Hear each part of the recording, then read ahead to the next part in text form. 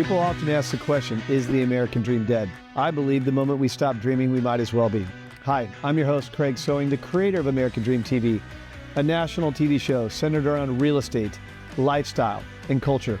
A real show showing you real neighborhoods from real professionals. Today, we're going to take you all across the country, showing you why we live in the greatest country on the planet. Let's get this show started right now. From coast to coast, it's not just about houses. It's about how people live, work, and dream. These streets hold stories. These homes hold hope. And the people, they're the heartbeat of something bigger. This isn't just real estate. This is the real America.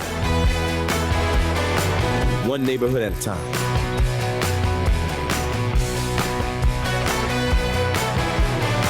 Welcome to your neighborhood. Welcome to the American Dream.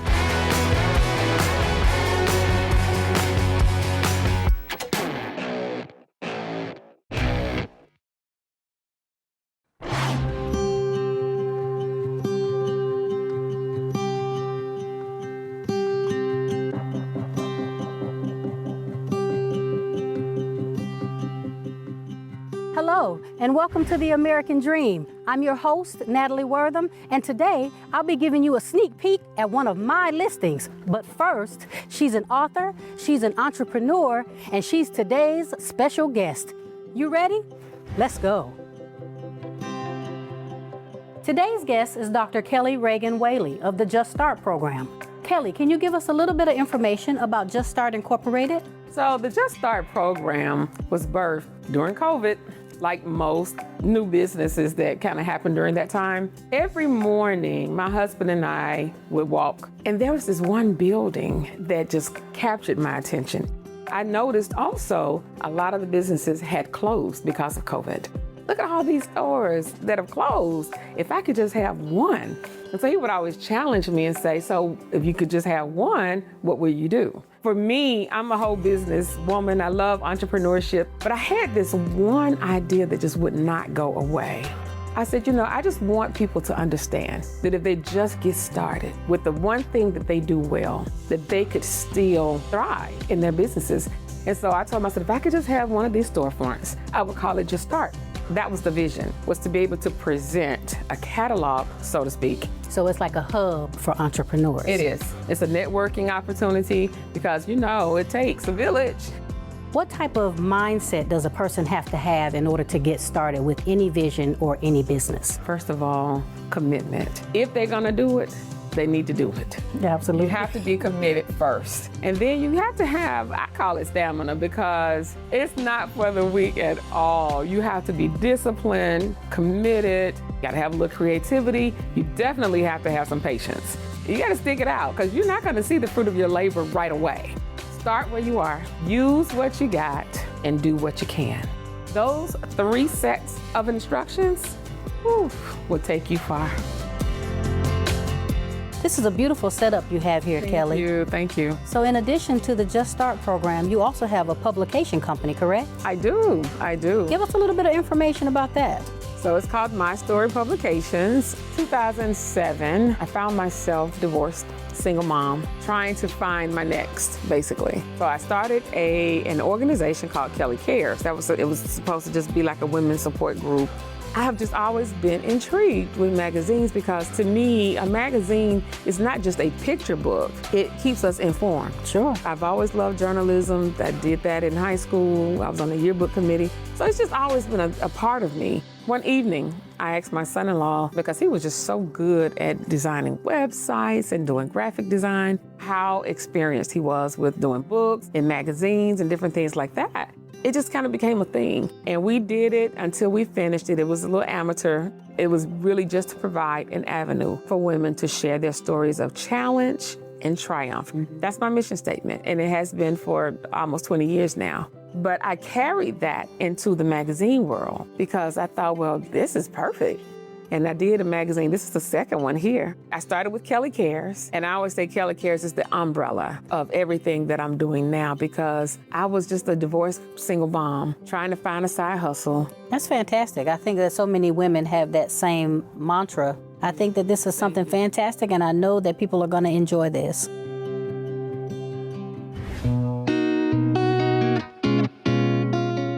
Welcome to this beautiful luxury home tucked inside of a gated community.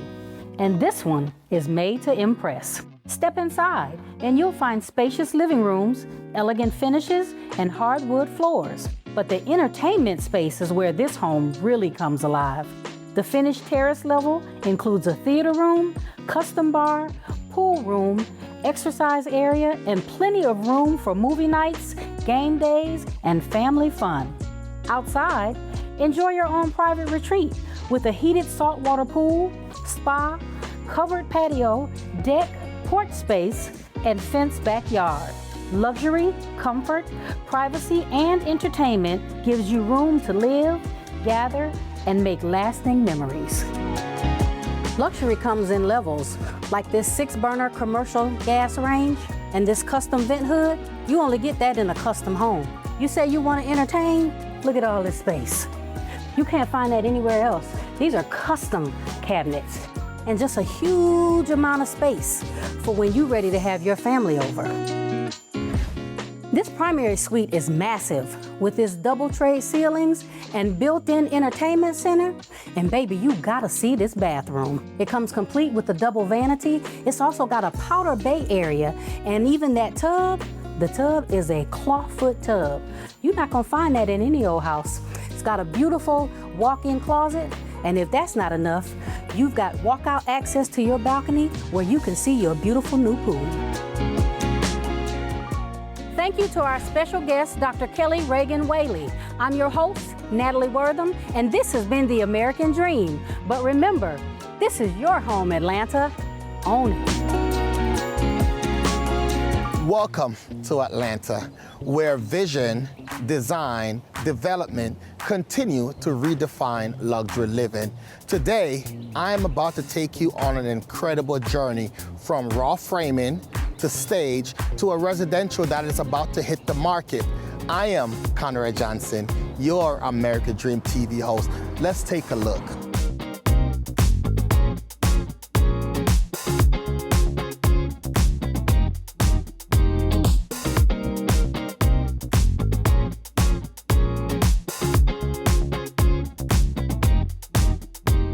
Joining me is one of Atlanta's top builder, Tyler Williams, whose work continued to shape luxury living in the city, one property at a time. Thank you, CJ, for having me on the show. How did your journey begin? Well, my journey is very interesting. I never thought that I was going to be a builder. That wasn't my first dream. I was actually in the alarm business for several years. I had a very successful alarm business. And when that business failed, I really didn't have a way to figure out how to make money or what my next step was going to be. And once I started with my first home, it wasn't a luxury home, it was a small home, and I made a lot of mistakes. I had to figure things out, was what you have to do. But over the last 22 years, I've been blessed to be able to put myself in a situation where I'm now building luxury homes for people in Atlanta, and I'm enjoying it very much.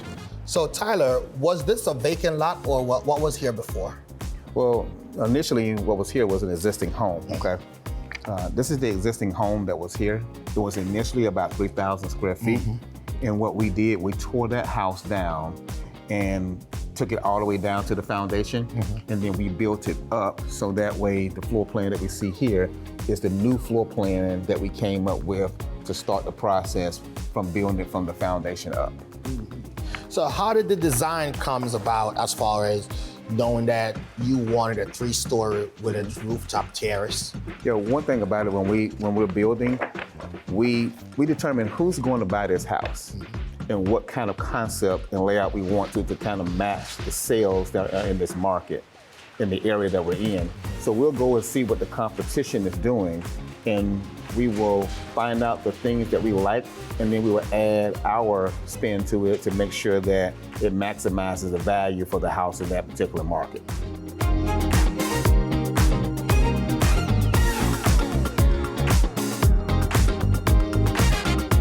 And And while visions begin here in the framing stage, now let's go visit one of your completed projects. No problem. Let's go. Okay, let's go.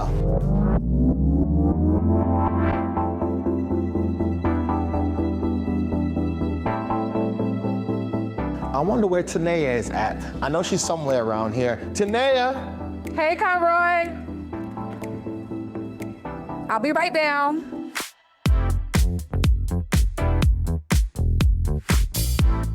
I am joined with award-winning designer, stager, Tanea Williams, whose work has been featured across the Southeast and HGTV.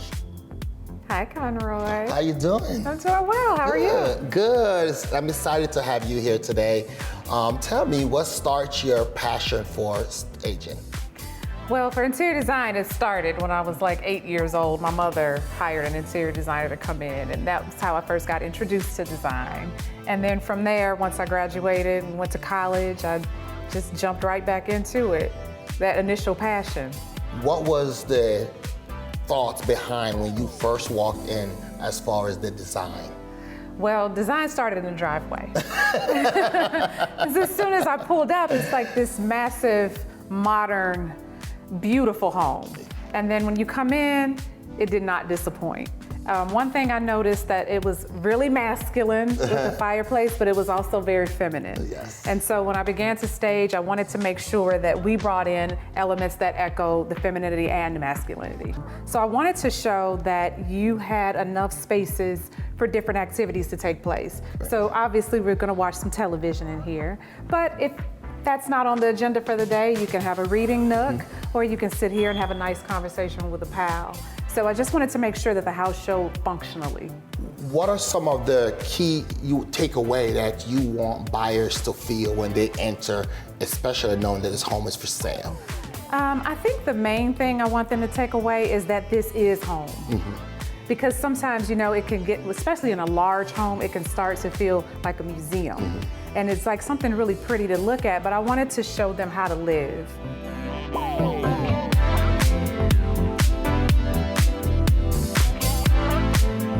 This is what the American dream is all about: building luxury home, designing and staging. I'm Tanea Williams. And I'm Tyler Williams. And I am Conrad Johnson, your American Dream TV host. Cheers! Cheers! And I will see you on the next episode.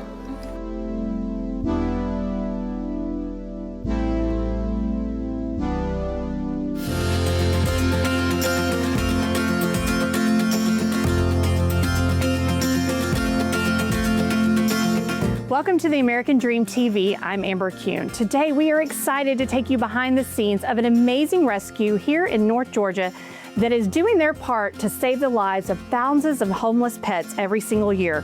We're going to show you what they're doing, how they do it, and some amazing ways that they're growing to serve even more animals in the next year.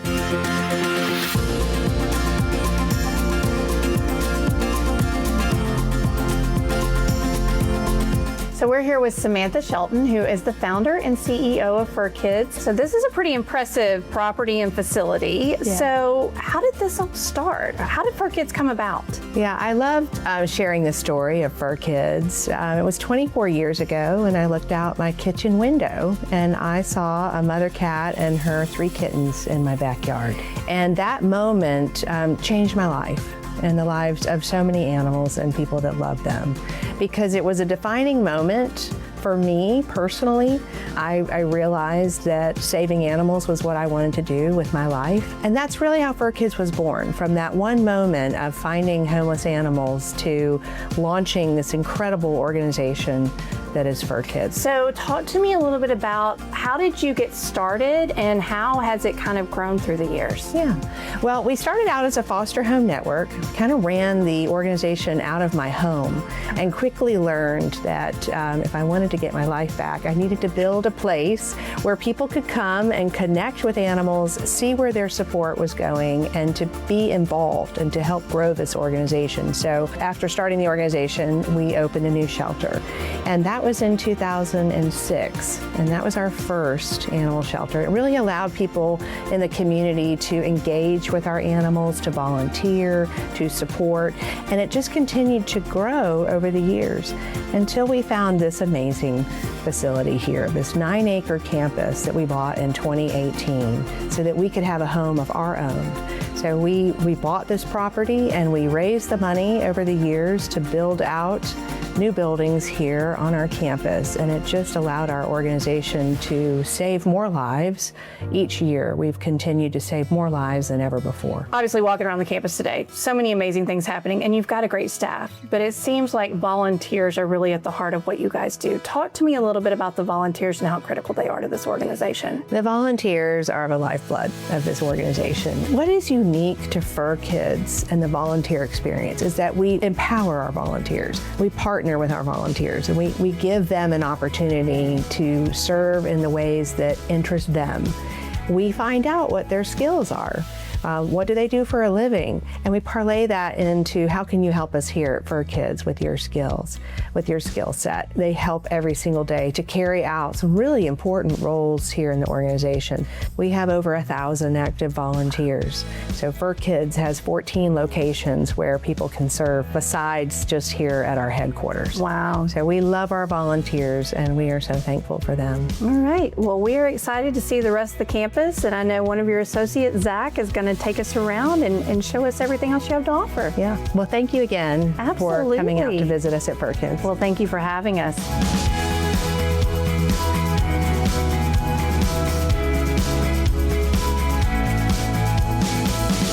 So Zach, there's obviously so many amazing spaces around this campus. What's one space that you really love and enjoy spending time in? That's a really hard choice for me. Personally, the cat shelter is the main reason why I got involved with Fur Kids in the first place. I love the dogs, and that dog shelter is going to be amazing. This cat shelter, all the natural lights, the ability for these cats to really stretch their legs and enjoy those outdoor spaces in the catio. And even here right now where we are, this event center is designed to bring people to the campus of Fur Kids. It's a destination shelter. We want the public to come here, adopt a pet, but we don't want you here just to adopt a pet. We want you to join our community. So you obviously handle all the marketing communications for Fur Kids. Yes, ma'am, yeah. So how are you engaging and getting the community involved? What do you guys do for outreach, and how can the local community become more involved? Yeah, and that's exactly what we want. You know, we have this campus here. We want people to know it's here and to come often. So, you know, a lot of social media things, all these different events. We have big public events for adoptions. We invite the public, come here, fall in love, take home that pet. You know, we just need that hook. Once you see the campus, once you see these cute animal faces, you want to be here. Why Fur Kids? What was your background, and what made you ultimately join here? That's a great question. I tell you what, you know, I never knew that I'd end up in animal rescue. I just didn't. Nonprofit communications was what I was doing before this. And then I had a job after I graduated school where I was like, I need to make some big money. I need to get in to do some stuff and support my wife, all that. So we were doing that, and it didn't click. You know, a part of me knows that I need to be helping the little guy, and I had to get back into it. So it didn't work out. I found a job with Fur Kids after I adopted my second cat from here, and I fell in love with not only my pet, but the organization. So 5 years later, I'm still here, and now I'm the Director of Communications and Marketing, and it's been wonderful. It's been great. That's awesome. Yeah.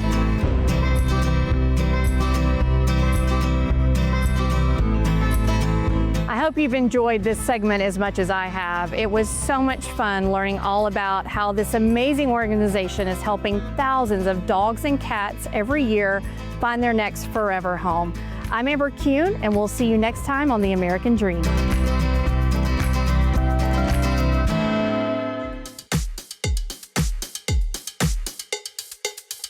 Welcome to my backyard, Smyrna, Georgia. And today we're going to my favorite tap room here, Stout Brothers. Hi, my name's Lexi Blevins, your favorite Smyrna realtor and host of The American Dream. And today we're heading into Stout Brothers to interview Brandon King.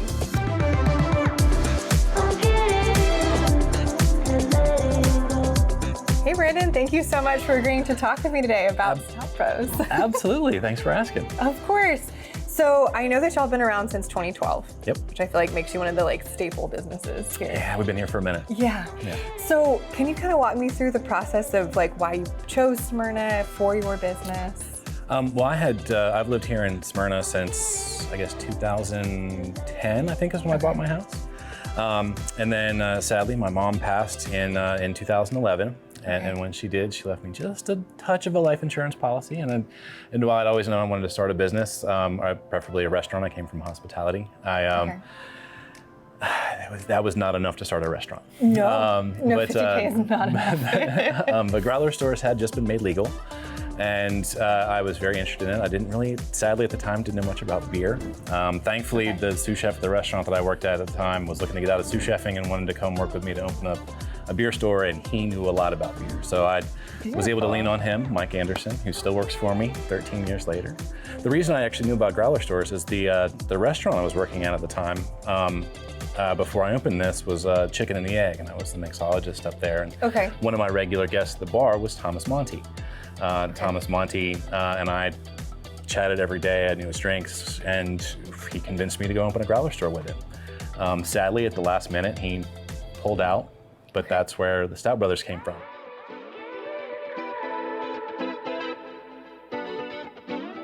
So when you started, I feel like now Stout Brothers is such a pillar in this community. You have a run club that leaves from here. You have so many organizations that meet here and call this place home. Was that always part of the plan? Did you have a hand in it growing in that direction? Yes and no. The great thing about how we've approached this business is that everything we do is small investments, and we see if it works. Because it's not about what we want, it's about what the community wants, and it's about what the customer wants. Like when we went to go open Woodstock, they don't have any grocery stores anywhere nearby. No, they don't. And it was a much bigger store. That store's 3 times the size of this one. And so when we first opened, it was half local grocery store. Sadly, that part never caught on. But the local coffee shop went out of business. And so we just converted all of that over into coffee, and now it's doing great. We've just kind of always been go with the flow, and we don't commit too much to what we want as to more what the community wants. And we've kept that focus.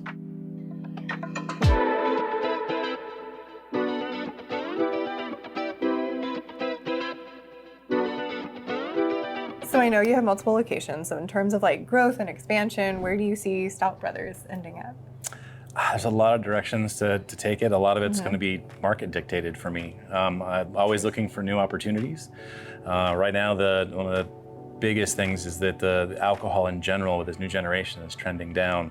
So I'm probably going to dial back the beer markets for a minute, although the coffee aspect of Stout Brothers Coffee up in Woodstock is doing great. So if I do more retail locations, it'll probably be looking for places to put that. In the meantime, I play around with a lot of other stuff. I've got into a lot more health and wellness, hemp-derived stuff, whether that be from the Hemp Brothers or some other businesses that we're working on. Are these fun seltzers in front of me? That's not seltzers. They are full-flavored cocktails.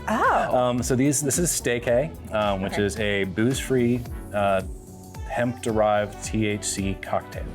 So they are not your 0-calorie, sparkling water with a little hint of something. These taste just like the cocktail. And this is now, we only released about 2 months ago, and we're already in 5 states and growing quickly. This is growing super fast. Yeah. That's awesome.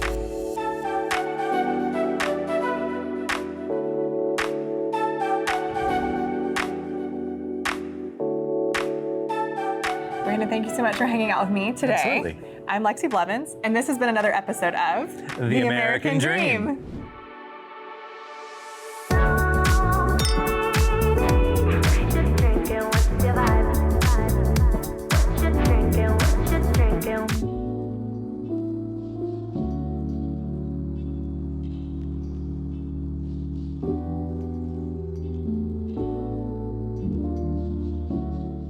Hi, welcome to the American Dream. I'm your host, Jules Harper. In Powder Springs, Georgia, community is more than just a word. It's something people build one act of service at a time. Today, we're meeting with Reflections of Trinity, a nonprofit founded by Lori Wong Burns as a grassroots response to local need. and has grown into a powerful resource for families community-wide. From food distribution to local senior and student support, this is about connection, dignity, and what happens when service becomes a way of life. Let's step inside.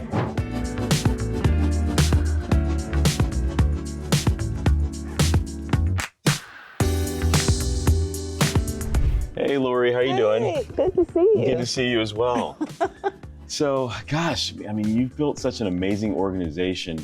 You know, tell me, like, how did you get started and why? Oh my goodness.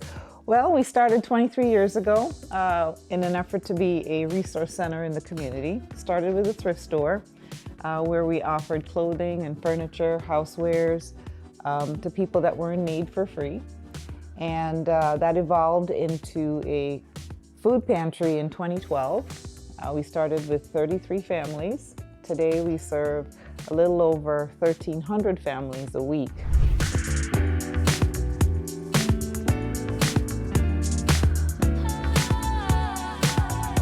So Lori, you've built such an amazing organization over the past 23 years. The community strongly needs everything that you guys have done. Tell me, you know, where do you see Reflections of Trinity going in the next 5 to 10 years?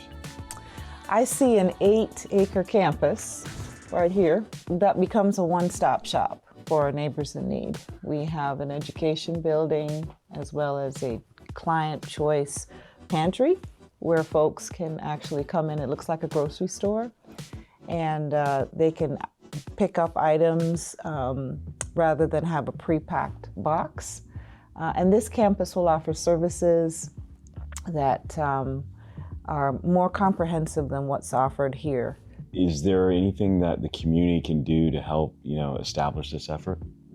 Absolutely. This is a $25 million project. Wow. So it is not, it's not for the faint of heart, but any support would be greatly appreciated. Okay, okay. That's fantastic. I mean, I'd love to see more of the operation today. Mm-hmm. Can you show me around? Oh, absolutely. Okay, great. Let's go. At Reflections of Trinity, the work reaches far beyond the walls of one building. Every bag packed, every shelf stocked, every resource shared represents stability for someone who may be carrying more than most people ever see. All right, so what's striking right away is that this place feels active, welcoming, and deeply intentional. Mm-hmm. You know, tell me a little bit about the heart of Reflections of Trinity. You know, we have a saying around here that the banner over us is love. We want to serve our neighbors that are in need with dignity, and just to let them know that they matter and that we've got their back. You know, that just because they're experiencing some sort of a crisis, it doesn't mean that they're not worthy, that they have any less value. There's nothing to be ashamed of, because here's the thing, there for the grace of God go I. When an organization serves a community well, you can feel its impact beyond the front door. Just a few minutes away, the spirit of Powder Springs comes into focus. This is the heart of Powder Springs, a place where families gather, neighbors connect, and community life unfolds in real time. And when you look at what Reflections of Trinity does, you realize it's helping make moments like this possible. In Powder Springs, Georgia, strong communities are built through compassion and consistency. At Reflections of Trinity, Lori Wong Burns and her team are doing more than just providing immediate need. They're creating pathways for stability, connection, and hope for the people that call this community home. This is the heartbeat of Powder Springs. I'm your host, Jules Harper, and this is The American Dream.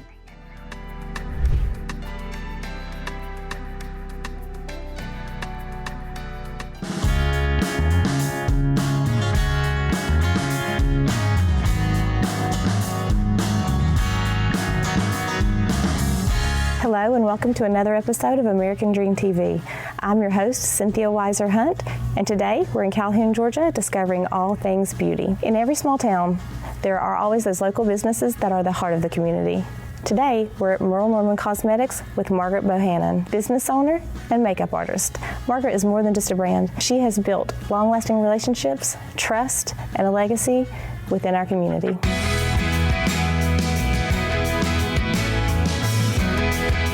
Hello, Margaret. Thank you so much. Hey, thank you so much for sharing your space with us today. Sure. We really appreciate you letting us be here. So why don't you tell us a little bit about yourself and about how you got started in the business? The way I got started in the business is right out of high school, I applied at Merle Norman. They called me that night, gave me the job. I worked with someone 3 days. And That's then awesome. They gave me the key. So I was an 18-year-old running the whole place. The Merle Norman was in the Gordon Hill Shopping Center. That's the first Merle Norman that I worked at. And then the same lady owned 2 more studios. So I worked in a mall and I worked on Broad Street in Rome. Oh, wow. I worked 3 studios. And I had a few other jobs in between, but I would always be part-time at Merle Norman. So after I had worked 14 years, I bought the studio. And I've had the studio since 1987. Wow, that is amazing. And only after 3 days, it was meant to be. It was meant to be. It was meant to be. So tell us a little bit about what you do here, the services you offer. I know everybody thinks it's all about makeup, but it's about relationships. We know the majority of our customers who come in the store. So what we do is we do makeup, skincare, we do prom, everyday makeup, which is my favorite makeup. It's not about just being made up, but it's about what you're comfortable with, about what your lifestyle is, how much you want. And not everyone knows the perfect colors to wear, but Margaret, you can look at someone and you know exactly what they need, what tone is wrong for them. I remember walking in, you said, well, that is too yellow, let's fix you. And you did. In the 80s, I got my certification as a color analyst, and as you see, Cynthia, that's all my swatches. Oh, that's amazing. So when TikTokers recently brought it back, I thought I had retired my things for color analysis because nobody wanted it for a while. And now everybody's into it, and I said, hey, I can do this again. So I just went and got my things, and I'm back in full swing. Yes. Doing color analysis. And we all need it more than we know. Everybody needs it. Can you tell us about the importance of skincare and what happens prior to the whole process? Foundation is important, but not nearly as important as what you do to prepare for that foundation. So you want mostly skincare and very little foundation. When I'm working with someone like Miss Alexis here, I ask questions. You know, what's your skin type? And a lot of people really don't know what their skin type is. They think they're dry, but they're not toning. And toner is such an important step.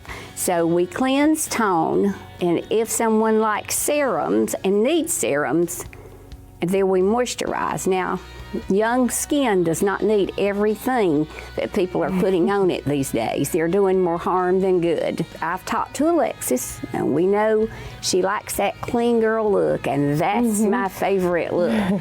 So, are we ready to go with Alexis makeup? We're ready.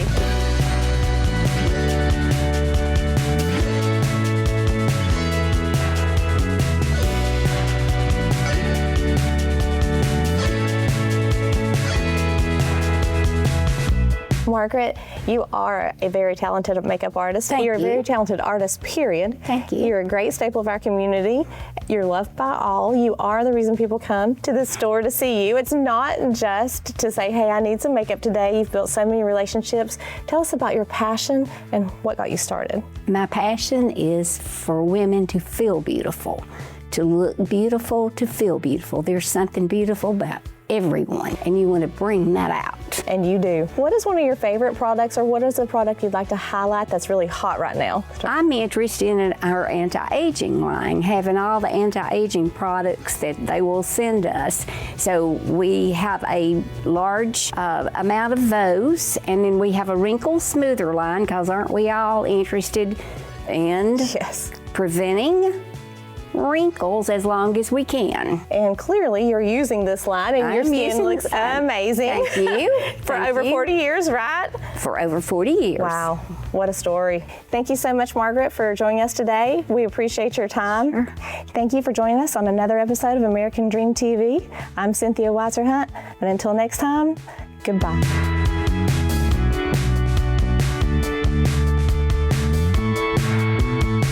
I hope you enjoyed today's episode of the American Dream TV. We created this show to combat negative media, to show that the American Dream is alive and well by showing you real stories in real neighborhoods. Thank you so much for watching the show, and cheers to your American Dream.